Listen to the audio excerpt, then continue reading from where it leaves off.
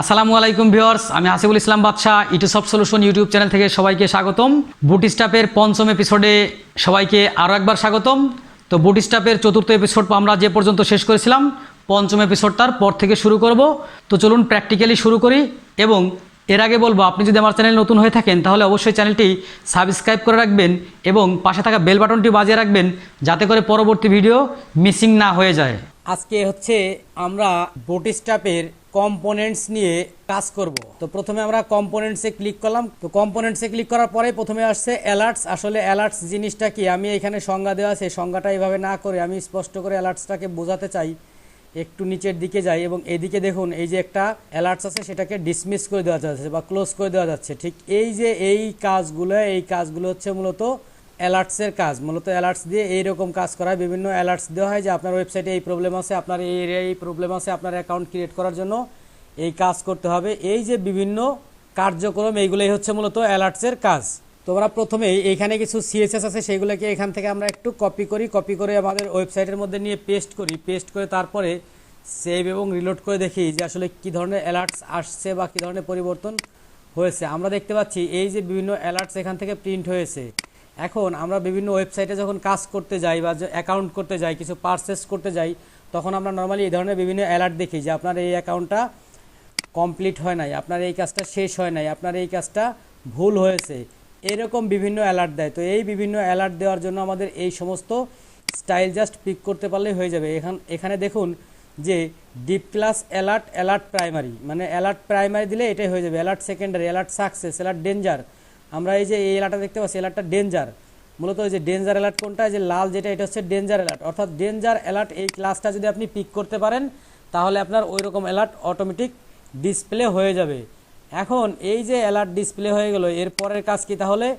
এরপরে আমরা দেখি লিঙ্ক কালার। অর্থাৎ আমরা যে বিভিন্ন লিঙ্কের কালার দেখি, এই লিঙ্ক কালার আমরা স্টাইল দিয়েই দিতে পারি। অর্থাৎ যখন লিঙ্ক হবে সেই লিঙ্কের কালারটা কি হবে, সেই কালারটা আমরা এখান থেকে জাস্ট এর মধ্যে একটা ক্লাস পিক করে আমরা করতে পারি। সেই জিনিসটা করার জন্য এটাকে আমরা কপি করে আমাদের ওয়েবসাইটের এখানে পেস্ট করে দিই। পেস্ট করে এটাকে একটু সেভ এবং রিলোড করে দেখি যে অ্যালার্টগুলো আসলে, লিঙ্কগুলো আসলে চেঞ্জ হয়েছে কিনা। অর্থাৎ এইখানে দেখুন যে অ্যালার্টের বিভিন্ন লিঙ্ক আছে, সেই লিঙ্কগুলো আসলে চেঞ্জ হয়ে গেছে। অর্থাৎ আগে ছিল একরকম, এখন ভিন্ন রকম। তো এই যে এই লিঙ্কগুলোকে চেঞ্জ করার জন্য জাস্ট এইখানে যে এই ক্লাসটা ডিফাইন করে দিতে পারলেই হয়ে যাবে। এরপরে আমরা অ্যালার্টের গুরুত্বপূর্ণ একটা কাজ দেখবো, সেটা হচ্ছে ডিসমিসিং মানে কি, কোনো কিছু ধ্বংস করে দেওয়া বা ক্লোজ করে দেওয়া বা ডিসক্লোজ করে দেওয়া। তো বলছিলাম যে একটা ডিসমিস ক্লোজ বাটন করব এবং এই যে একটা বাটন আসছে, এই বাটনটা আমরা এখান থেকে ক্লোজ করে দেবো এবং ক্লোজ হয়ে যাবে।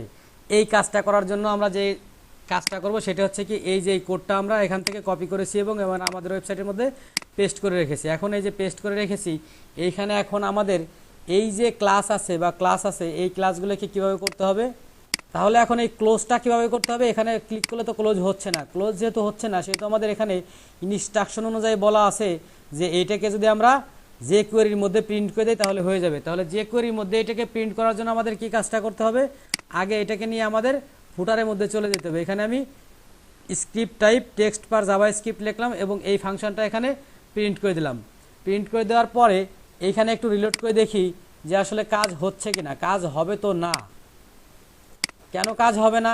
কাজ হওয়ার জন্য আমাদেরকে যে কোয়েরি ইনক্লুড করতে হবে। দেখুন আমরা কিন্তু আমাদের কোথাও যে কোয়েরি ইনক্লুড করি নাই, কারণ এটাকে যে কোয়েরি দিয়ে কাজ করতে হবে। প্রথমে বলা আছে যে যে কোয়েরি লাইব্রেরি ইনক্লুড করতে হবে। এই যে এদিকে বলা হয়েছে অ্যালার্ট যে কোয়েরি প্লাগইন, তাহলে এই যে কোয়েরিটা অবশ্যই লাগবে। যে কোয়েরির জন্য আমরা গুগলে সার্চ করব যে কোয়েরি সিডিএন এবং প্রথম যে লিঙ্কটা আসবে সেই লিঙ্কটায় ক্লিক করব। ক্লিক করার পরে আমরা এদিকে এই যে এখানে দেখতে পাচ্ছি যে কোয়েরি মিনিফাইড, অর্থাৎ মিনিফাইড যে কোয়েরিটা সেটাকে ক্লিক করব এবং ক্লিক করার পরে এইখানে আমরা কপি বাটনে ক্লিক করে এটাকে কপি করে এনে আমাদের এই যে সমস্ত যে কোয়েরির জাভা স্ক্রিপ্টের আগে যে কোয়েরিটা পেস্ট করে ফেলবো। পেস্ট করলে কি হলো, এবার মূল যে কোয়েরি সেটা চলে আসলো এবং এখানে আমাদের ফাংশনটাও আমরা আগেই পেস্ট করে রেখেছি। কিসের মধ্যে? স্ক্রিপ্ট টাইপ টেক্সট পার জাভা স্ক্রিপ্ট এবং এখানে স্ক্রিপ্ট ক্লোজ, তার মধ্যে আমাদের এই ফাংশনটা এখান থেকে কপি করে পেস্ট করেছি।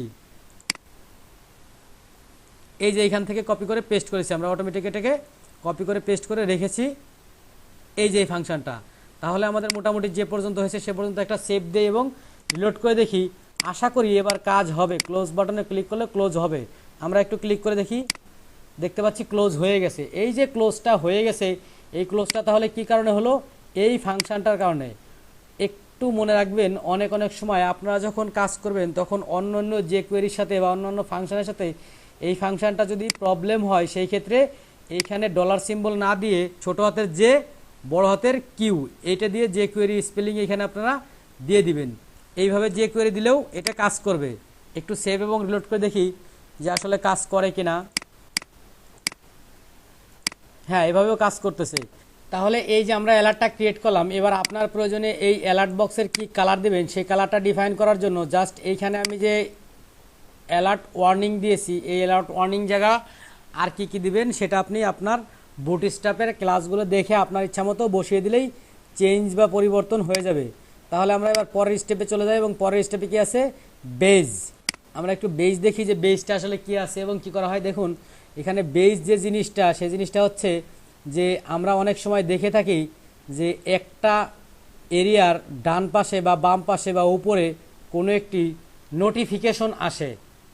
বিষয়টা মনে হয় বুঝতে পারছেন আপনারা, যে নোটিফিকেশন আসে। আমরা যখন ফেসবুকে লগ ইন করি তখন দেখি একটা নোটিফিকেশন আছে, 5টা নোটিফিকেশন আছে, 10টা নোটিফিকেশন আসে। এই বেজ দিয়ে হচ্ছে আপনি আপনার অ্যাডমিন প্যানেলের এইরকম বা ইউজার প্যানেলের নোটিফিকেশন ক্রিয়েট করতে পারবেন। তাহলে নোটিফিকেশনের জন্য আমরা এখান থেকে কপি বাটনে ক্লিক করে আমরা এই কোডটাকে কপি করে আমাদের এই ওয়েবসাইটের মধ্যে নিয়ে আসি। নিয়ে আসার পরে এবার আমরা একটা সেভ দিলাম এবং রিলোড করে দেখি যে আমাদের আসলে কোনো নোটিফিকেশন আসছে কিনা। দেখুন অটোমেটিক নোটিফিকেশন চলে আসছে। এখন এই যে 4টে নোটিফিকেশন আসছে, এই 4টার জায়গায় আমরা যদি 10টা করতে যাই তাহলে জাস্ট এখানে 10 প্রিন্ট করে দিলেই 10 হয়ে যাবে। দেখুন কোনো ব্যাপারই না, জাস্ট শুধু ক্লাসটাকে পিক করতে হবে এবং প্রিন্ট করতে হবে। হ্যাঁ, নোটিফিকেশন 10টা হয়ে গেছে। অর্থাৎ এইখানে বাটন টাইপ বাটন, ক্লাস হচ্ছে বিটিএন প্রাইমারি, বিটিএন প্রাইমারি হচ্ছে বাটনের বিভিন্ন ক্লাস। এরকম আরও অনেক ক্লাস আছে, সেই ক্লাস আমরা পরবর্তী স্টেপে দেখব। নোটিফিকেশনস হচ্ছে মূল কন্টেন্ট এবং স্প্যান হচ্ছে বেজ লাইট। এই বেজ লাইট না দিয়ে যদি আপনি ডার্কে দেন, DARK দেন, তাহলে কি আসবে? একটু সেভ এবং রিলোড করে দেখি যে বেজ ডার্ক নামে আসলেও কিছু আছে কিনা। হ্যাঁ, বেজ ডার্ক নামে আসলে কিছু আছে। জাস্ট এই জিনিসটার কালার চেঞ্জ হয় এবং ভিন্ন রকম হয়ে যায়। তাহলে আমরা বেজ ডার্ক দেখলাম, লাইট দেখলাম। তাহলে এবার অবশ্যই বুঝতে পারছেন যে বেজের কাজ আসলে কি, বিভিন্ন নোটিফিকেশন বা প্রোফাইলের যে নোটিফিকেশন এইগুলো প্রিন্ট করার জন্য বেজ দেখায়। এরপর আছে কন্টেন্টের যে ভেরিয়েশন, অর্থাৎ বিভিন্ন কন্টেন্টটা যে বিভিন্ন রকম আসবে এই জিনিসটা দেখানোর জন্যও বেজ ব্যবহার করা হয়। তাহলে আমরা একটু এই যে এই এরিয়ার যে কন্টেন্টগুলো আছে সেগুলো এখান থেকে কপি করে আমাদের ওয়েবসাইটে নিয়ে পেস্ট করে দেখি যে কি পরিবর্তন আসে। সেভ করি এবং রিলোড করে দেখি যে এইখানে মোটামুটি এই যে দেখুন primary, secondary, success, danger, warning, info, light, dark এই অপশনগুলো চলে আসছে। অর্থাৎ আমি যে এখানে বেজ প্রাইমারি ক্লাস ইউজ করছি যার কারণে প্রাইমারি চলে আসছে, আবার বেজ সেকেন্ডারি ক্লাস ইউজ করছি, সেকেন্ডারি চলে আসছে, সাকসেস ইউজ করছি, সাকসেস চলে আসছে। এখন কোনো ওয়েবসাইটে ঢুকলে এরকম একটা মেসেজ আসে, your account has been successful, অথবা your progress has been successful, অথবা এরকম আসে danger, don't click this area, এরকম কোনো নোটিফিকেশন আছে। ওই নোটিফিকেশনগুলোকে ডিসপ্লে করার জন্য বা তৈরি করার জন্য আপনাকে এই বেজ নামের এই ক্লাসটাকে ব্যবহার করতে হবে। তাহলে বেজ ক্লাসের ব্যবহারটা কি? মূলত বেজ ক্লাস দিয়ে হচ্ছে এই ধরনের বিভিন্ন এরিয়াকে ডিফাইন করা হয়। এরপর হচ্ছে পিল বেজটা আসলে কি জিনিস? পিল বেজটা দেখার জন্য আমরা এখানে এই এরিয়াটাকে কপি করে আমাদের ওয়েবসাইটের মধ্যে ঠিক একইভাবে নেই এবং চেক করে দেখি যে পিল বেজটা আসলে কি জিনিস। পিল বেজটা আসলে তেমন কোনো ডিফারেন্স নাই, জাস্ট শুধু এখানে কি করা হয়েছে, একটা বেস পিল নামক ক্লাস দিয়ে এটাকে আলাদা করা হয়েছে বা দূরত্ব ডিফাইন করা হয়েছে। এবং আরও একটা জিনিস করা হয়েছে, আগে আমরা যে কাজটা করেছিলাম যে এটার মধ্যে কিন্তু রাউন্ডেড ছিল হালকা, এটার মধ্যে হালকা রাউন্ডেড ছিল, যখন আমরা পিল বেস দিছি এটা রাউন্ডেড আরও অনেক বেশি হয়ে গেছে। তো এরপর আছে লিঙ্কের যে বেস। আচ্ছা, লিঙ্কের মধ্যে একইভাবে আমরা বিভিন্ন ক্লাস দিয়ে দিতে পারি যে এই স্টেপের এটা হচ্ছে হাইপার লিঙ্কের পাথ এবং ক্লাস দিয়ে দিলাম জাস্ট বেস প্রাইমারি বেস দিয়ে দিলে অটোমেটিক এই লিঙ্কটাকে এরকম বেজের হয়ে যাবে। বেস সেকেন্ডারি বেস দিলে এরকম হবে, সাকসেস দিলে এরকম হবে। অর্থাৎ আমাদের এখানে প্রয়োজনীয় যে বেজ ব্যবহার করব সেই বেজের জাস্ট শুধু ক্লাসটাকে সঠিকভাবে পিক করতে হবে এবং আপনার ওয়েবসাইটের মধ্যে ব্যবহার করতে হবে, এটাই হচ্ছে কাজ। তাহলে এরপরে আমরা দেখব হচ্ছে ব্রেড ক্রাম্প নিয়ে দেখার সময় ব্রেড ক্রাম্পে ক্লিক করি এবং এইখানে দেখুন ব্রেড ক্রাম্ব জিনিসটাকে আমরা এসইওর ভিডিওতে বলেছি যে মূলত একটা ওয়েবসাইটের কোনো সাব পেজ থেকে প্যারেন্ট পেজে ফিরে আসার যে রুট বা পাথ বা পথ বা রাস্তা, এই জিনিসটা হচ্ছে ওই ওয়েবসাইটের উপরে দেখিয়ে দেওয়াকে বলা হয়েছে ব্রেড ক্রাম্ব। তাহলে এইরকম কোনো এরিয়া থেকে এরকম ব্যাক আসার জন্য যে এরিয়াটা করা হয় সেটা হচ্ছে ব্রেড ক্রাম্ব। এখন ব্রেড ক্রাম্বের জন্য আমরা যে কাজটা করব সেটা হচ্ছে কি, নাভের মধ্যে আমরা আমাদের প্রয়োজনীয় ক্লাস নিয়ে ব্রেড ক্রাম্ব তৈরি করতে পারি। সেই ক্ষেত্রে এইটাকে আমরা এখান থেকে কপি করে আমাদের ওয়েবসাইটের মধ্যে নিয়ে একটু পেস্ট করে রিলোড করে দেখি যে ব্রেড ক্রাম্বটা আসলে কেমন আসে বা কী ধরনের ব্রেড ক্রাম্ব হয়। আমরা এটাকে সেভ এবং রিলোড করি। রিলোড করে দেখতে পাচ্ছি যে এই যে এখানে যে ব্রেড ক্রাম্বটা আসছে হোম লাইব্রেরি ডাটা, অর্থাৎ এখন আমি ডাটা পেজে আসি। এখন উপরেগুলো আমরা একটু ডিলিট করে দিই, তাহলে বিষয়টা আরও ক্লিয়ার হয়ে যাবে। এইগুলোকে আমরা ডিলিট করে দিই।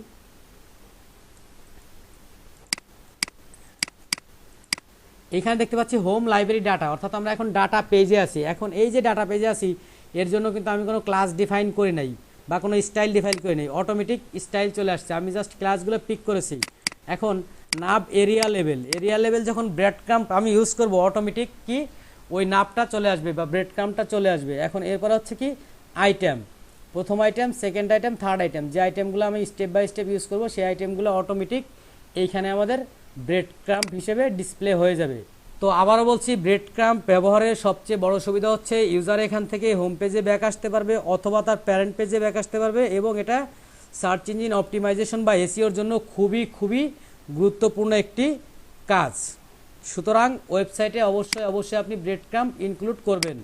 এরপরে দেখতে পাচ্ছি আমরা চেঞ্জিং দ্য সেপারেটর। এই ব্রেড ক্রাম্বের যে সেপারেটর, সেই সেপারেটর আমরা চেঞ্জ করতে পারবো। কিভাবে চেঞ্জ করতে পারবো? এখানে একটা অপশন আছে, সেই অপশনটা আমরা দিয়ে চেঞ্জ করতে পারবো। আপাতত এটা আমরা ম্যানুয়ালি চেঞ্জ করব, কারণ এই ব্রেড ক্রাম্বটা হচ্ছে বিভিন্ন সিএমএস বা ফ্রেমওয়ার্কে ভিন্নভাবে ডিফাইন করার বিভিন্ন সুযোগ আছে বা অপশন আছে। এই জন্য এখান থেকে জাস্ট আমরা বেসটা দেখে নিলাম। তো এই এপিসোড এই পর্যন্তই। পরবর্তী এপিসোডে থাকবে বাটনস এবং বাটনস গ্রুপ।